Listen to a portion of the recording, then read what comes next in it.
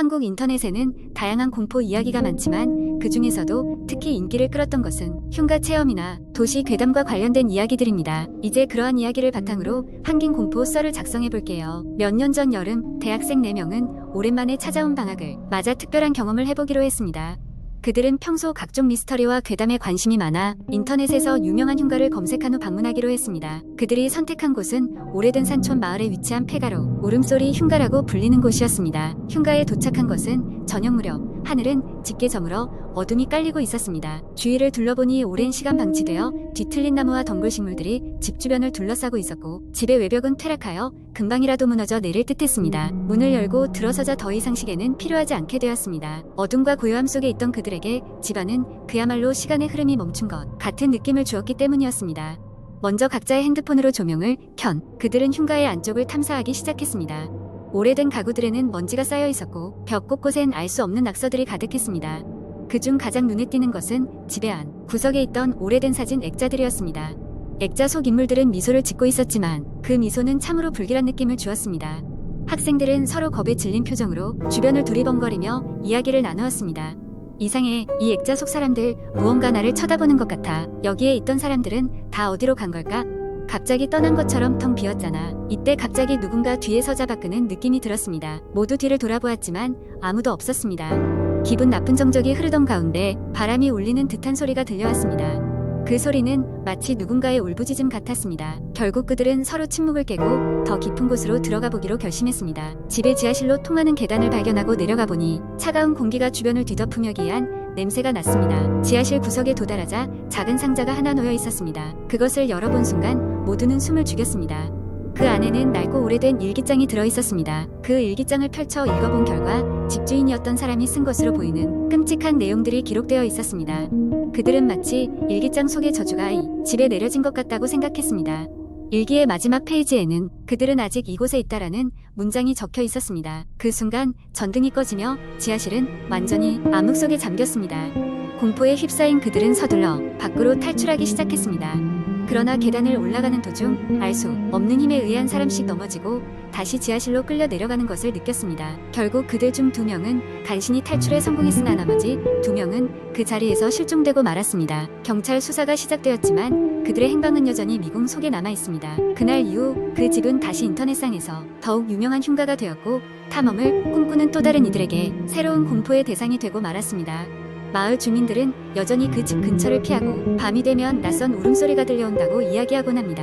그 울음소리는 단순한 바람소리가 아닐지도 모릅니다. 그날의 일기를 읽고 잠시나마 그 저주와 눈이 마주친 학생들의 비명일지도 모르니까요. 두 번째 이야기 몇 년 전 나는 서울 근교의 작은 마을에 있는 할머니 댁으로 여름방학을 맞아 방문했다. 그곳은 항상 조용하고 평화로운 곳이었지만 그 날은 어쩐지 묘하게도 음산한 느낌이 들었다. 마을 어귀에 있는 커다란 느티나무가 바람에 흔들릴 때 나뭇가에서 이상한 소리가 나는 것 같았다. 할머니 댁에 도착한 전날 밤 나는 방구석에 놓인 오래된 장롱에서 이상한 소리를 들었다. 처음에는 바람소리쯤이라고 생각했지만 점점 그 소리는 구체적인 형태로 다가왔다. 속삭임이었다. 마치 누군가 문 너머에서 낮은 목소리로 중얼거리는 것 같았다. 나는 차마 문을 열 용기가 없어 그냥 이불을 뒤집어 쓰고 잠들고 말았다. 다음 날 아침 나는 그 일을 잊은 척하며 할머니에게 인사를 드리고 하루를 보냈다. 마을 산책을 하던 중 이웃집 할아버지가 나를 불러세웠다. 밤에 자네 방에 이상한 일이 생기지 않던가? 그 물음에 깜짝 놀라면서도 아무렇지 않은 척 아니요, 그런 일 없었어요 라고 대답했다. 할아버지는 심각한 표정으로 이야기를 이어갔다. 예전에 그 방에서 사고가 몇 번 있었던 걸 아는가? 사람들이 그 방에서 이상한 소리를 들었다고 하더구먼. 그날 저녁 나는 비밀을 밝히기 위해 방안을 샅샅이 뒤지기로 결심했다. 장롱은 매우 낡고 낄거리는 소리를 냈다.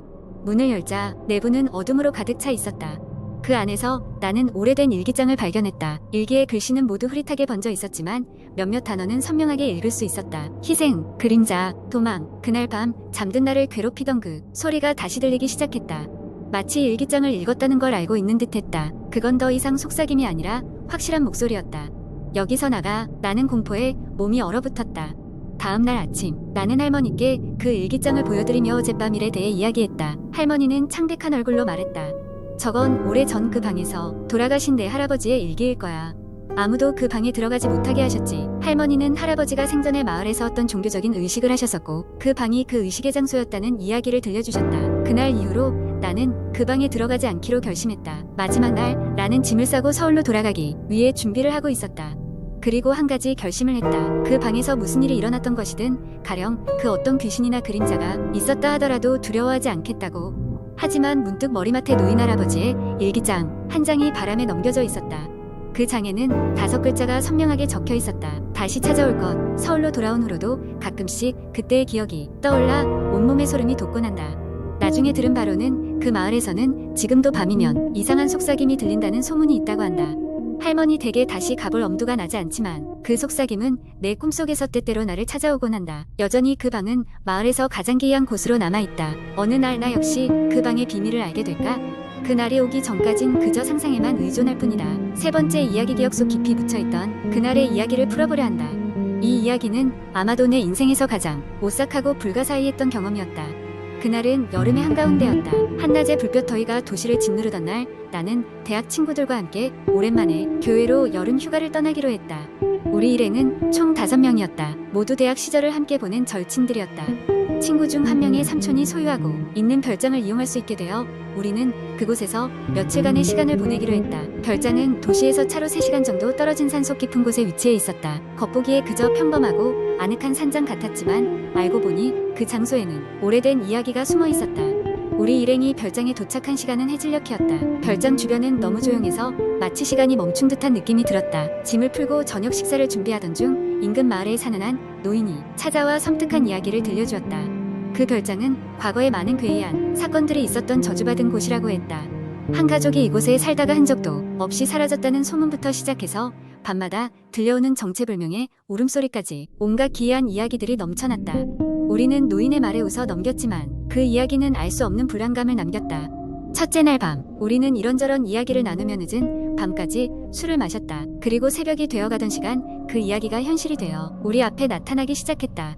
잠을 자던 도중 갑자기 귀뚜라미도 울지 않는 정적 속에서 날카로운 비명이 들려왔다. 처음에는 꿈인 줄 알았다. 그러나 이어지는 이상한 소리들, 마치 누군가가 속삭이듯 낮게 깔리는 소리가 점점 더 선명해졌다. 잠에서 깬 친구들은 하나같이 겁에 질린 표정으로 거실에 모였다. 우리는 서로의 얼굴을 쳐다보았다. 그리고 그 순간 거실 창 밖에서 무언가가 스쳤다. 하얗고 가냘픈 형체가 빠르게 지나갔다. 온몸에 소름이 돋았다. 확인해보려 했지만 창밖은 어둠 속에 잠겨 아무것도 보이지 않았다. 우리는 그저 두려움에 떨며 서로를 쳐다볼 뿐이었다. 다음 날 아침, 우리는 무슨 일이 벌어졌는지 이해하려 했지만 밤사이 겪은 일들이 모두 악몽 같았다. 그러나 이상한 일은 계속해서 일어났다. 두 번째 날 밤, 이번에는 문들이 스스로 열리고 닫혔다. 마치 누군가가 그곳에 있는 듯했다. 현관문이 열리고 닫힐 때마다 우리는 서늘한 바람이 들어오는 것을 느꼈다. 방 한 구석에서는 이상한 속삭임이 계속되었다. 이튿날 아침이 되자 우리는 더 이상의 밤을 보내는 것이 무리라고 판단했다. 도시로 돌아가기로 마음먹고 짐을 싸기 시작했다. 하지만 그 순간 다시 한번 이상한 일이 벌어졌다. 짐을 꾸리고 있던 중 한 친구가 갑자기 비명을 지르며 방에서 뛰쳐나왔다. 그의 팔에는 손톱 자국 같은 오래된 상처가 새겨져 있었다. 누군가 그의 팔을 붙잡고 놓아주지 않았다고 말했다. 그러나 그 방에는 아무도 없었다. 결국 우리는 예전보다 하루 일찍 별장을 떠났다. 차가 산길을 벗어나는 순간까지도 그날 밤의 기억들이 떠올라 뒤를 돌아보지 않을 수 없었다. 도시는 여전히 뜨거운 열기로 가득 차 있었지만 우리의 마음은 그날 밤의 공포에서 쉽게 벗어날 수 없었다. 우리는 다시는 그 별장에 가지 않기로 다짐했다. 그날 이후로도 그 별장은 때때로 떠올랐다. 시간이 흐를수록 그때의 사건들이 더욱 실감나게 다가오곤 했다. 우리는 그 일을 분명함 없이 받아들이기로 했다. 그날 우리가 겪은 것은 단순한 환상일 수도 있겠지만 그와 동시에 절대 풀 수 없는 신비로운 공포였음을 부정할 수는 없었다.